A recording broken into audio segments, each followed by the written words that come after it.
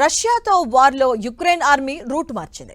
సైనికుల ప్రాణ నష్టాన్ని భారీగా తగ్గించుకునేందుకు టెక్నాలజీ వెపన్స్ ను ఎక్కువగా వాడుతుంది. ఈ ఏడాదిలో పెద్ద మొత్తంలో రోబో ఆర్మీని తయారు చేసి యుద్ధ రంగంలోకి దింపింది యుక్రెయిన్. గత ఏడాదిలో సైనికులకు ఆసరాగా రోబోట్ ఆర్మీ పనిచేసేది. ఆయుధాలను తరలించడం, ప్రమాదకరమైనటువంటి ప్రాంతాల్లో ఆర్మీకి సాయంగా ఉండటం లాంటి సేవల్ని అందించేది. కానీ ఇప్పుడు ఫ్రంట్ లైన్లో రోబో ఆర్మీని దింపి సైనిక నష్టాన్ని నివారిస్తూ ముందుకెళ్తుంది యుక్రెయిన్. డ్రోన్లు, రిమోట్ కంట్రోల్, మానవరహిత వాహనాల వినియోగం గత 6 వారాలుగా భారీగా పెరిగింది. ఇప్పటికే ఈ రోబోలు 45 రోజుల పాటు నిరంతరంగా సైనికులకు సాయం చేస్తున్నాయి.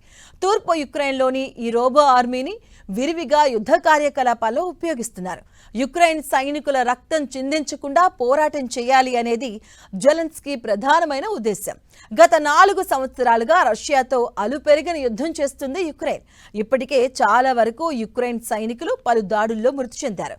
దీంతో రోబోలను యుద్ధ రంగంలో సైనికులకు సహకారంగా దించుతూ వచ్చింది యుక్రెయిన్.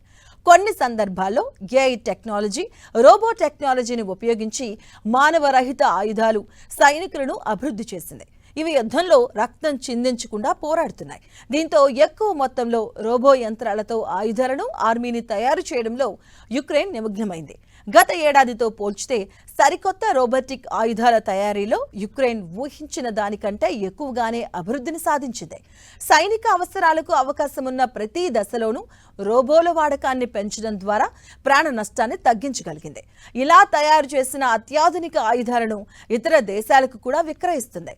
తక్కువ ఖర్చు, ఎక్కువ ప్రభావవంతంగా యుద్ధంలో పనిచేసే కమర్షియల్ డ్రోన్లను యుక్రెయిన్ ఉపయోగిస్తుంది.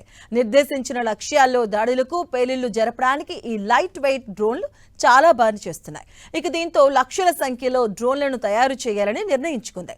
కొన్ని రహస్య ప్రాంతాల్లో యుక్రెయిన్ ఆర్మీ నిపుణులు పవర్ఫుల్ వెపన్ల తయారీలో మునిగిపోయారు.